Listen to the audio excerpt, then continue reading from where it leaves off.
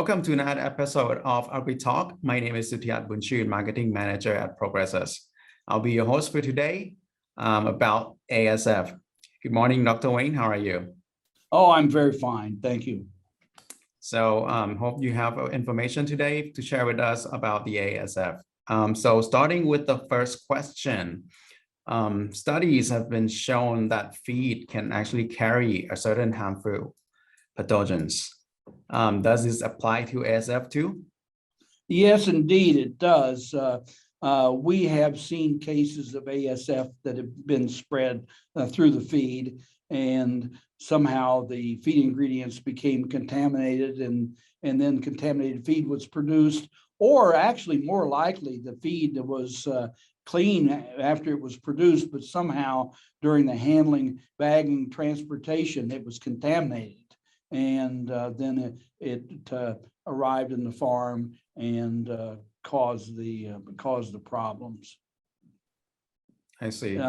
This is known for other diseases such as PED, porcine epidemic diarrhea, was one of the ones that got a lot of attention for being able to be transmitted through the feed. That the trucks were coming back from the farms, and then the trucks would track it through the feed mill, and then the mud and manure and the virus from the feed mill, from the trucks would get into the feed mill, and then contaminate the equipment.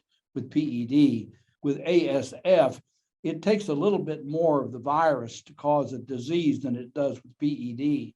With PED, just one virus particle is enough to cause a problem. With ASF, if the feed is dry, it takes a lot more, maybe 100 to 1,000 times more virus than it does for PED. But if the virus is mixed in water, so if the feed has got water mixed with it, then it could be very dangerous. I see. So so now it is the case that feed can be a carrier. So what does a farmer need to know about or how to handle this? Well, one of the common strategies is to pellet the feed and to have the diet pelleted. And the pelleting is okay because it improves the feed efficiency. It doesn't really cost anything to pellet the feed because you get it back on the feed efficiency. There are only two problems with pelleting, and one is if the feed is ground too fine before pelleting, it could end up causing some ulcer problems. The fineness of the grind will cause ulcers, and then pelleting on top of that will make it even worse. The other thing that can happen is if the feed is kept hot for too long during the pelleting and conditioning process, then some of the ingredients could lose their value. Some of the vitamins and minerals could interact with each other and destroy some of the vitamins, and some of the amino acids like lysine could be bound in such a way that they're not useful anymore. We've actually seen this occur post ASF, that people went a little too far with their heat treatment and actually damaged the feed. Mm-hmm. I think that they're backing off on this somewhat now, not so fearful and not so excessive with the heating. The other thing that's done sometimes is to add some mitigating agent. Formalin is actually one that's very useful, but it sounds bad, and it's not harmful, but it doesn't sound good, and it's not approved in some countries. Mm-hmm. The other thing is some fatty acids like lauric acid are used. I'm not sure that lauric acid is all that effective. We know for sure that formalin will work. It will actually kill the virus if it's there. But again, the problem sometimes is that the way that the feed is handled, that they after it's manufactured, it's clean, but then in the process of moving the feed around in the feed mill, they're able to get it dirty sometimes. Particularly some of these big tote bags have been notorious because they're often put on the floor and then handled with dirty forklifts, and the forklifts are running in and out of the feed mill, and they get the mud and manure on their tires, and then they set the bags down in that stuff, and we've fussed at them pretty hard about some of this. We had one case where there was definitely the feed was involved, and the feed mill was, I should say, it was filthy. And it's a lot of work to keep a feed mill clean. It's like a bakery or anything else where you have a lot of dust and a lot of grain dust or flour-like particles. It's hard to keep it clean, but we've got to work at it because there's a lot of responsibility involved. Exactly. So you already mentioned some of the cause of the disease, but would you be able to share some, practical tips to actually keep the ASF out of, a farm? Well, yeah. Well, the most dangerous thing for ASF is trucks, and the trucks are going to the slaughterhouse, and sick pigs are going to the slaughterhouse, and actually the slaughterhouse is we say in Chinese the baihuodalo. It's the shopping mall for disease. If you whatever disease you might like, they've got it at the slaughterhouse, and it's just like Walmart and or Tesco. They've got if they don't have it, you probably never heard of it. And so the trucks coming back from the slaughterhouse are a huge problem, and it's hard work cleaning trucks, and it's particularly whenever the weather is cold, and the people need to be prepared for this. They know that it's going to get cold in some parts of the world.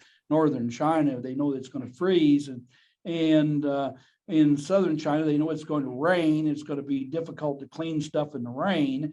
So they need to be prepared for doing a good job. They have to, it's not just one guy with one pig and a motorcycle anymore. It's more serious business.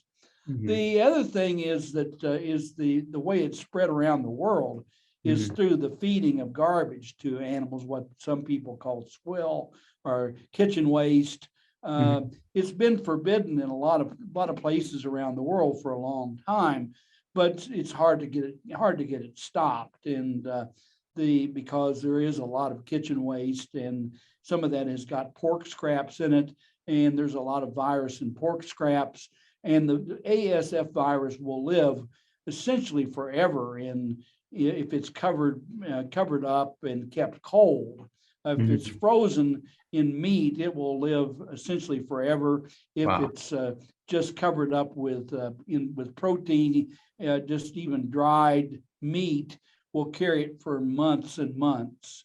And so it's very dangerous to feed back kitchen scraps. The stuff that the people eat is probably not much of an issue, because once it gets in your stomach, it's going to be destroyed. People don't get infected. They just could carry it for a while. So eating pork that's been cooked is not much of a big deal, but certainly the scraps from the kitchen are a very serious problem.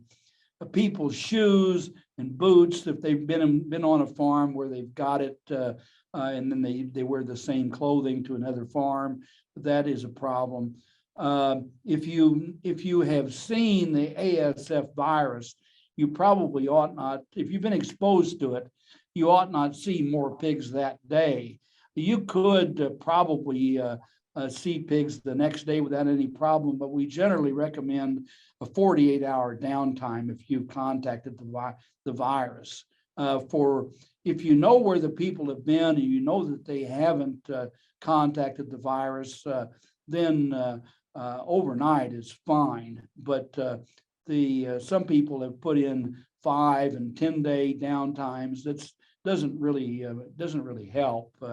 Nothing over 48 hours is really useful. But our tests indicate that probably you're not going to spread it after an overnight downtime. Showering is important. We think that people should take a shower and, in before they go into the farm, and then leave their street clothing outside, and then put on the farm's clothing and the farm's boots. And but that's nothing more than that is necessary. We know that people have bathed people, and they in some farms they've been bathing people with disinfectant. That's really a bad idea. You read the label on the disinfectant, that's whatever might kill the virus is certainly not going to be good for your health. And we strongly don't recommend treating people with disinfectants. It's really not a good practice, but you can keep them out overnight. There are a lot of farms in China that haven't had the disease. We have one customer that hasn't had it. All of his neighbors got it. He's very careful about the trucks. He lets his workers go home at night. They come back the next day clean, and they put on his clothes before they go on the farm. So it just common sense kind of stuff will keep it out. You don't need to go to crazy extremes to keep this disease out. I see. So that is a very good tips for, how to keep the ASF out of your farm. So now we can do so much to prevent it, but what about if we, actually spot the disease in a farm? Can you share us with some tips? If you have a sudden unexplained death, we recommend a blood sample. We don't think that nasal samples are very good. Well, they can be positive. You can find the virus in the mouth. You can find it in the nasal cavity, but the amount of the virus that's there is not nearly as much. There's 1,000 to 10,000 times more virus in the blood and the tissues than there is in the mouth and the nose, so that the mouth and the nose swabs are not particularly sensitive. And there have been a lot of cases where people have missed it because they were afraid to take blood, or they didn't want to, or whatever. Or somebody advised them just take a mouth swab, that'll be good enough. And they've missed the virus. So once you have a positive diagnosis, it's important to get a positive diagnosis, because there are other diseases that look like ASF, including classical swine fever, erysipelas. We saw one case that we all thought that it was going to be ASF, but actually it turned out to be erysipelas. Sometimes an animal will die, and the signs will not be very great. I mean, not much to see. And we ended up testing the tissues and the blood and found ASF, and surprised us in one case. So it's important to get a definitive diagnosis and find out what it is. Once you know that you've got ASF, we suggest that you immediately remove the animals that are in contact with that animal that you found that was dead, and get them or sick, and get them out off the farm as quickly as possible. And this might be that you remove part of a building, or it might mean that you remove the whole entire building, or it might mean that you remove the building and then buildings that are next to it, buildings or rooms that are adjacent. You don't necessarily have to remove the whole farm. You don't necessarily have to eliminate the whole farm if it hasn't spread very far. And it is possible to stop it that way, because it moves a little bit slowly. It doesn't blow through the air. Of course, if it's coming in through the feed, then it may have spread a long way before you notice it. Some people have done what's called tooth pulling, and means they go in and it takes mouth swabs of the pigs and then remove the ones that are positive. Sometimes that's effective, and sometimes it's not very effective. It's already, the oral fluids are not particularly sensitive, and unless you're cutting out a big piece of the pigs, you may not get rid of all of it by the tooth pulling method. Sometimes it works, sometimes it doesn't. Depends upon the attitude of the farm. We tend to favor, I don't like just messing around with it. I tend to eliminate whole buildings and ship them all, and then wait and see what happens. If there's other cases in other rooms, then we'll empty those rooms too. I tend to do my removals by room by room or building by building rather than animal by animal. But some people have gotten along okay with the animal by animal removal. I see. Yeah, that usually if you have to close down the whole farm, and it's important to get good cleaning and disinfecting. The virus doesn't persist very long if you use a disinfectant. There have been experimental studies where they were able to put animals back 1 hour after using the appropriate disinfection. Some people have said the farm has to be closed for 6 months. There really isn't any logical reason for doing that. You have a dirty truck and you're moving it up and down the road, and you clean it. You're going to put clean pigs on it again. You don't wait 6 months to use a truck again. Why would you wait 6 months to use the buildings again?